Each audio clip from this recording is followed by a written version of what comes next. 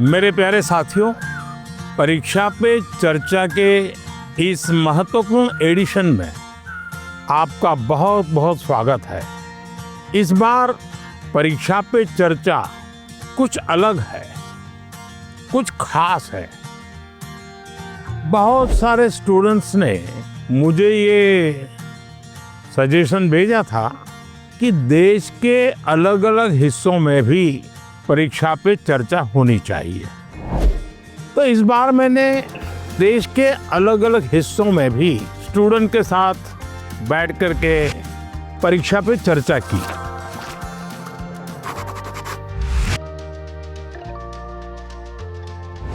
इस special episode में आप यही देखने जा रहे हैं। तो चलते हैं तमिलनाडु के कोयम्बटूर। तमिलनाडु के स्टूडेंट्स की एनर्जी, उनकी क्यूरियोसिटी ने मुझे बहुत प्रभावित किया। आइए देखते हैं। बड़ा कम तो आप लोगों को कुछ खाने पीने को मिला कि नहीं? क्या मिला? नहीं, हमें घर से लेके आए थे। I couldn't believe my eyes when I saw him. First, I had expected like a dynamic, dramatic entry because he is the Prime Minister after all. But it was very simple, humble and down to earth. वो जब अंदर आए बस like goosebumps आने लग गए. It was really great. यहाँ क्या खास क्या चीजें खाते हैं हर रोज? पोंगल इडली. पोंगल, अच्छा, इडली डोसा। लेकिन आप कभी नॉर्थ में जाते होंगे तो फिर पराठा, चपाती है। ऐसा है कि मैं कई वर्षों से 10th और 12th के जो बच्चे हैं उनसे बातचीत करता रहता हूँ। परीक्षा पे चर्चा, शायद आपने किताब भी पढ़ी होगी और आपके घर में भी चर्चा होती होगी, टीचर से भी चर्चा होती होगी। और मैं बातचीत करता हूँ कुछ सीखने के लिए। मेरे लिए बहुत बड़ा ये सीखने का कार्यक्रम होता है, ये सिखाने का कार्यक्रम नहीं है। तो मैं आज तमिलनाडु के नौजवानों को इसलिए मिल रहा हूँ कि मुझे कुछ सीखना है। तो आप में से अगर कोई कुछ बातें करना चाहते हो, अपनी बात बताना चाहते हो, तो मुझे सुनना है। कौन शुरू करेगा? छवि जैन है मेरा नाम। मुझे स्टार्टअप करना है, तो मुझे किन किन विषय की जानकारी चाहिए और एजुकेशनल लेवल पे मुझे क्या करना होगा जिससे मुझे स्टार्टअप के लिए मदद मिल सके। स्टार्टअप का आकर्षण क्यों हुआ? आपके मन में स्टार्टअप का विचार क्यों आया? मैंने कई लोगों को देखा है, उनसे बस प्रोत्साहित होकर मुझे भी करना। देखिए, आपकी बात एकदम सही है। मैं भी आजकल जब भी किसी नौजवान से मिलता हूँ तो तुरंत कहते हैं स्टार्टअप। पहले आपका ध्यान इस बात पे होना चाहिए कि आप क्या करना चाहते हैं। कुछ स्टार्टअप ऐसे हैं जो सिर्फ टेक्नोलॉजी में इनोवेशन करना चाहते हैं। किसी को लगता है मैं ड्रोन बनाऊं, किसी को लगता है कि मैं घर में बिजली की व्यवस्था ऐसी खड़ी कर दूं। अपने किसी 4 दोस्तों को देख जानती होगी जो टेक्नोलॉजी में एक्सपर्ट हैं। एक आध दोस्त है फाइनेंस में एक्सपर्ट है। चलो 4 लोगों की टोली बना दे, साइड में अपन स्टार्टअप शुरू करते हैं। जरूर नहीं कोई स्टार्टअप के लिए कोई 25 साल की उम्र चाहिए, आप कभी भी शुरू कर सकते हैं। मुझे याद है स्टार्टअप कैसे होते हैं। आज की भाषा नहीं है, मैं जब छोटा था आपकी उम्र का, तो मेरा गांव जो है बड़नगर, मेरे गांव से कुछ किलोमीटर दूरी पर एक दूसरा शहर है, छोटा कस्बा है विष्णुनगर। अब वैसे तो रोजगार ब्यूरो सरकारी होते हैं, इसलिए वो क्या करता था, वो लोगों की मेंबरशिप लेता था और शायद 5 रुपया मेंबरशिप थी। और फिर उनको कहता था कि मैं साल में आपको 5 या 6 पोस्ट कार्ड लिखूंगा और उसमें मैं आपको कहाँ रोजगार आपके अनुकूल है वो मैं जिसको रजिस्ट्री करवानी होती वो लिख करके देता था कि मेरा ये क्वालिफिकेशन है, मुझे ऐसी नौकरी चाहिए, इस प्रकार का काम मैं कर सकता हूँ, मैं इससे इस इलाके में रहना चाहूँगा। जिसका वो रहता था क्वालिफिकेशन, उसको लिखते थे कि आज फलाने फलाने अखबार में फलाने फलाने पेज नंबर पर ऐसा एडवर्टाइजमेंट आया है जो आपके लिए अनुकूल है, तो आप वहाँ प्रयास कीजिए। ये काम वो करते थे। अब ये ऐसा स्टार्टअप था, उनको कमाई होती थी, उनकी तो रोजगारी हो गई पक्की। छोटे छोटे स्टार्टअप से भी काम शुरू हो सकता है।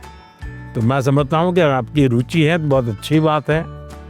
हमने एंटरप्रेन्योर बनने का मूड होना चाहिए, और आज भारत की चीज़ें विदेशों में भी बहुत जा सकती है, बहुत चीज़ें जा सकती है। तो थोड़ा आपको अध्ययन करना चाहिए। कुछ स्टार्टअप चलाते हैं, तुमको मिलने जाना चाहिए, पूछना चाहिए। आप स्कूल में एक 4-5 दोस्त लेकर के एक प्रोजेक्ट बना सकते हैं कि भाई स्टार्टअप की शुरुआत कैसे होती है, आइडिया कैसे आता है, वो काम कैसे करते हैं, और एक प्रोजेक्ट रिपोर्ट बनाए। उनको बताना चाहिए मैं तो स्कूल से हूँ, मैं स्कूल का प्रोजेक्ट बना रहा हूँ। तो वो छुपाएगा नहीं, आपसे बताएगा। तो धीरे धीरे आपको ज्ञान भी मिलेगा कैसे कर सकते हैं। His reaction was towards my question when I asked about startup. His reaction and his answer all touched it. इस बात से मैं घबरा जाता हूँ कि कहाँ मेरे साथी मेरे से आगे न चले जाए पढ़ाई में। मेरे आसपास के लोग भी उससे मेरी तुलना करने लग जाते हैं, जिससे मैं और घबरा जाता हूँ। तो ऐसी स्थिति में मैं क्या करूँ? देखिए, पहली बात है, इसे घबराने की जरूरत नहीं है। एक्चुअली वो आपके लिए इंस्पिरेशन बन सकता है कि देखो ये कैसे जल्दी चीज़ों को सीख लेता है, ये कैसे आगे बढ़ रहा है, ये कैसे काम कर रहा है। तो एक तो आप उसको ऑब्जर्व करके सीख सकते हैं। खुद की कैपेसिटी बढ़ाते रहना, इसका मतलब कि तुम्हारा मानदंड कौन होगा, वो नहीं होगा, खुद होंगे। खुद को ही एक पैरामीटर बढ़ा देना चाहिए और तय करना चाहिए कि मैं कल यहाँ था, अगले सप्ताह में यहाँ पहुँचूंगा। तो आपका उत्साह बढ़ेगा। अब जैसे हम सोचे कि भी मेरे मन में ऐसी कौन सी विशेषता है, क्या काम है। देखिए, हर एक को हर चीज नहीं आता ही है। देखिए, हर एक को कुछ न कुछ तो आता ही है। मेरे पास वो कौन सी ताकत है, मैं इसको आइडेंटिफाई कर पाता हूँ। आप देखिए, वो आपकी ताकत बन जाएगी। कभी निराश नहीं होना चाहिए। He's a person with whom I can be very comfortable to speak, and then that question came out of on his own. Sir, हमेशा मुझे ये डर रहता है कि कहीं मैं पढ़ाई में ज़्यादा फोकस करूँ तो मैं अपनी पैशन खो दूँ। अगर मैं अपने पैशन पे ज़्यादा फोकस करूँ तो मेरी पढ़ाई छूट जाएगी। दोनों के बीच में बैलेंस कैसे लाऊं? देखिए, पहली बात है कि ये दो अलग चीजें, ऐसा आप मानते क्यों है? दोनों उपयोगी हैं। जैसे मान लीजिए आपको आर्ट का शौक है, हैं? और आपने साइंस का कोई विषय पढ़ा और उसमें कोई लैब की चर्चा है और कुछ केमिकल मिलाने की चर्चा है। अब एक तो तरीका है कि आप पढ़ें, लेकिन आपको आर्ट में रस है, तो आप ऐसा कीजिए, कागज लीजिए, लैब बनाए, कागज पे पेंटिंग करें, लैब बनाए। फिर जो केमिकल पढ़ने के थे, हर बोतल में केमिकल का नाम लिखे। फिर आप पढ़ने में आया था कि भाई इस केमिकल को मिलाने से ऐसा कलर बनता है, तो एक दूसरा चित्र बनाइए, उस पॉट के अंदर वो कलर। तो आपको चित्र का काम भी हो गया और आपको वो लेसन भी याद हो गया। यानी एक साथ दोनों चीजें बहुत अच्छी तरह से आप कर सकते हैं। आप बहुत लकी हैं अगर आपके अंदर ये रुचि है। तो आप देखोगे कि आपने 2 घंटे पढ़ाई की, कोई भी बच्चा 2 घंटे तो थक जाता है, मन करता है यार किसी दोस्त को फोन कर लो, हैं? या लेकिन जिसके पास ऐसी कला है वो क्या करेगा, 2 घंटा यार चलो थोड़ी देर पेंटिंग करता हूं, तो एकदम थकान उतर जाती है। तो आपके थकान को उतरने के लिए भी एक प्रकार से आपके पास जो कला है, क्राफ्ट की जो कुछ भी आपकी सीखने की इच्छा है, वो आपको मदद कर सकती है। डेली या सप्ताह में 2 दिन आधा घंटा इसके लिए दो। तो आप देखिए, बहुत ही अच्छी तरह टाइम मैनेजमेंट करके अपने जो समाज जीवन में जिसकी जरूरत है वो शिक्षा तो करनी है, लेकिन जो व्यक्ति के जीवन में उपयोगी है वो आप इससे कर सकती हैं। उन्होंने मुझे बहुत सारे टिप्स दिए थे जिसको अगर मैं अभी इम्प्लीमेंट करूँ तो मेरी पढ़ाई और मेरी पैशन दोनों ही बहुत अच्छा चलेगा। हमारा देश भी 2047 में डेवलप्ड राष्ट्रों के साथ एक होने वाला है। सो मेरा प्रश्न क्या है कि हम नवयुवक इसे हासिल करने के लिए क्या कर सकते हैं? मुझे अच्छा लगा कि मेरे देश के 10th 12th के बच्चों के मन में भी 2047 विकसित भारत का ड्रीम है। ये मेरे लिए बहुत बड़ी खुशी की बात है ना।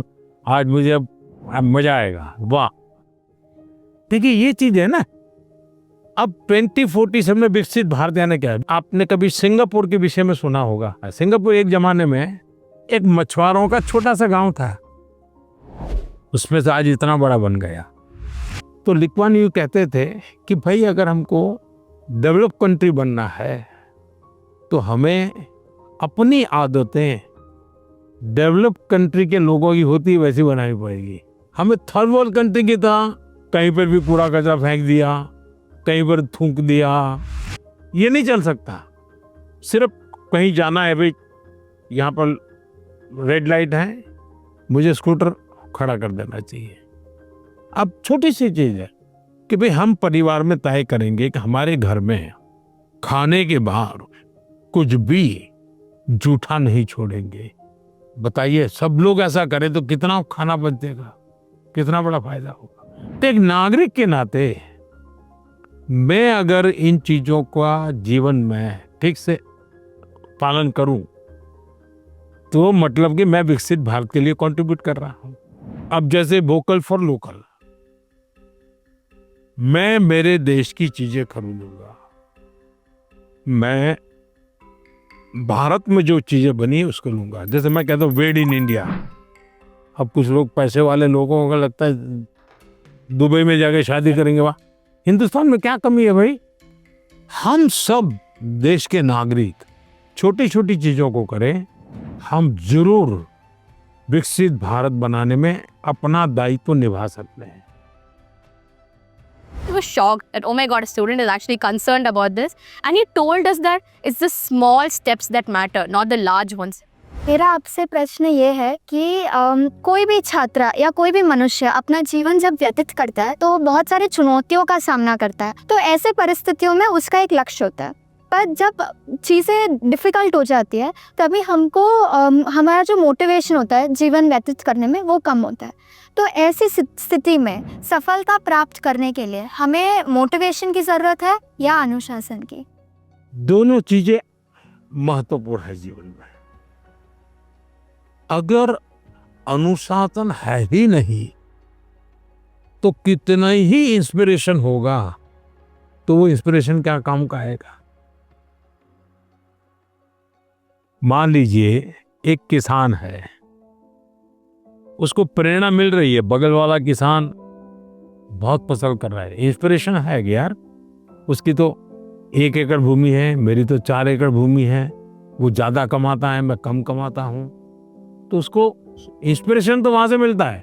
लेकिन ये बारिश के पहले जोतना चाहिए, वो सोचना नहीं, देखेंगे अब हफ्ते के बाद करेंगे। अगर खेत जोतेगा नहीं और बारिश आ गई फिर वो कुछ भी करे उसकी तो हालत खराब ही रहेगी।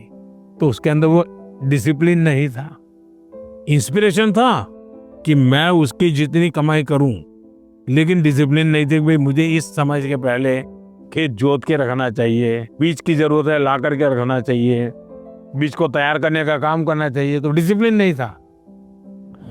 जीवन में डिसिप्लिन बहुत अनिवार्य है। इंस्पिरेशन में सोने में सुहागा का काम करता है। अगर डिसिप्लिन नहीं है, कितना ही इंस्पिरेशन क्यों ना हो, वो फिर बोझ बन जाता है, निराशा पैदा करता है। When I asked my question, it was a question that was stuck with me from so many years. Now, finally, I feel great and honored to get a clarity from a person who I've looked up to. Sir हम students तो पढ़ाई करते हैं पर हमारे ऊपर कोई जिम्मेदारी नहीं है, लेकिन आप पूरे देश का लीडरशिप करते हो। करोड़ों लोगों का आपसे एक्सपेक्टेशंस हैं और आप कैसे उस स्थितियों पर स्ट्रेस फ्री रहते हो? देखिए, जो पहले आपने कहा कि आपकी कोई जिम्मेवारी नहीं है, ऐसा नहीं है, आपकी भी जिम्मेवारी है। आपको शायद पता नहीं होगा, लेकिन कभी कभी माँ कहती हो कि भाई देखो मैं जरा बाहर जा रहा हूँ तो छोटे भाई को संभालना। कभी आपके टीचर कहते होंगे कि भाई देखो कल जरा क्लास में तुमको ही संभालना हो। तो ऐसा नहीं है कि कोई व्यक्ति बिना जिम्मेवारी हो ही नहीं सकता। कुछ लोग अपनी जिम्मेवारियों के प्रति बड़े सजग होते हैं, आप लोग में से क्रिकेट में कितने लोगों का इंटरेस्ट है? क्रिकेट कितने लोग मैं देखते हैं टीवी पर? हैं, सब देखते हैं। अच्छा, जब क्रिकेट देखते हैं करते हैं तो खिलाड़ी अंदर होता है, बैट्समैन खास, और पूरा स्टेडियम चिल्लाता है। प्लेयर क्या करता है? वो उस पर ध्यान देता है कि बॉल पे ध्यान देता है? मान लीजिए कि उसने गलत शॉट लगा दिया और बड़ी मुश्किल से कैच छूट गए, बच गया, तो लोग और पूरा स्टेडियम करते हैं। क्या उस पर उसका असर होता है? क्या नहीं होता है। वो अपना पूरा ध्यान, उसको जो बॉल खेलना है उसी पर केंद्रित करता है। सफलता के लिए बहुत आवश्यक है कि आप अपने लक्ष्य को ओझल ना होने दें। I was very overwhelmed with nervousness and happiness when I met him, and we liked the conversation with him. मुझे आपका बुक एग्जाम वैरियो बहुत पसंद आया। तो मेरा यह प्रश्न है कि आपको कैसे इंस्पिरेशन मिला, प्रेरणा कैसी मिली उस बुक लिखने के लिए? ऐसा है कि मैं बहुत सालों से बच्चों के साथ बातचीत करने का मेरा शौक रहा है। मुझे अच्छा लगता है, उनके पास अच्छी अच्छी बातें होती है, सीखने को मिलता है, तो ये मैं करता रहता था। फिर मैं जब मुख्यमंत्री बना तो मैं 5 सितंबर को शिक्षक दिवस होता था, तो मैं बच्चों के साथ बातें करता था।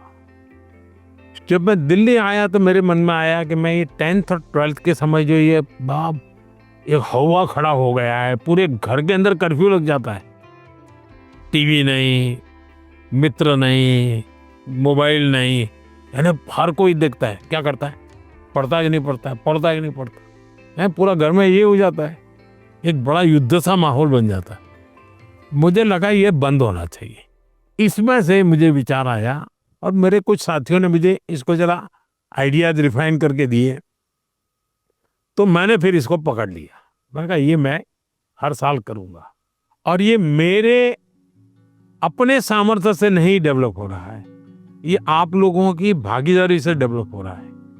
कभी पेरेंट्स मुझे लिखते हैं कि मेरा बच्चे का ऐसा है, क्या करें। कभी टीचर बताते हैं भाई स्कूल में हम तो ये करते हैं लेकिन होता नहीं है। तो फिर मुझे लगता है कि मुझे इसका सॉल्यूशन खोजते रहना चाहिए। तो और मैं तो माँ बाप को जरूर कहूँगा गाइड पर कि कृपा करके परिवार में 10वीं 12वीं का टेंशन मत बनाइए, घर में कर्फ्यू मत लगाइए, हंसी खुशी के माहौल में पढ़ते रहिए। One thing that I would like to take away is the way he explained why he wrote this book, taking like 10th and 12th, how much pressure they take, and for that only he started writing this book.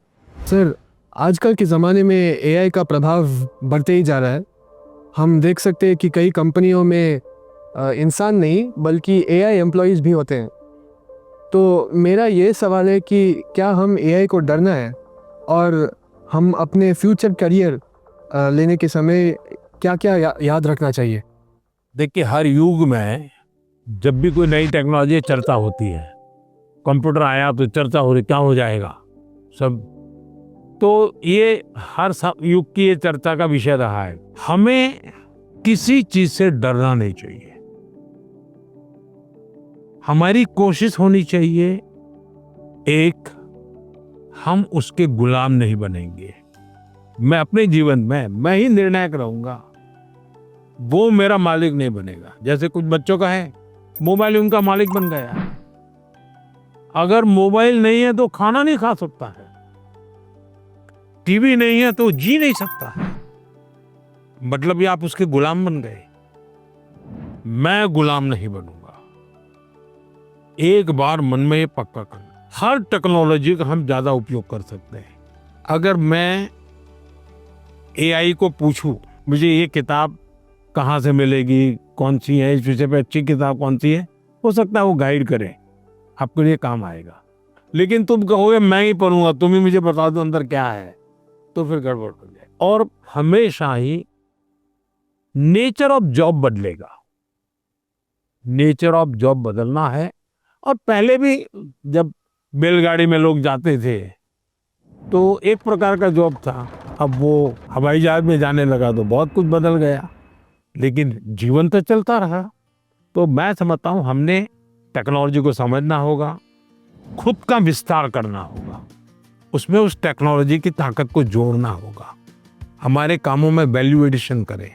अगर ये होता है तो मैं पक्का मानता हूँ कि कितने ही उत्तम से उत्तम टेक्नोलॉजी क्यों ना आए, हमें उपयोग होने ही वाली है, हमें डरने की जरूरत नहीं है।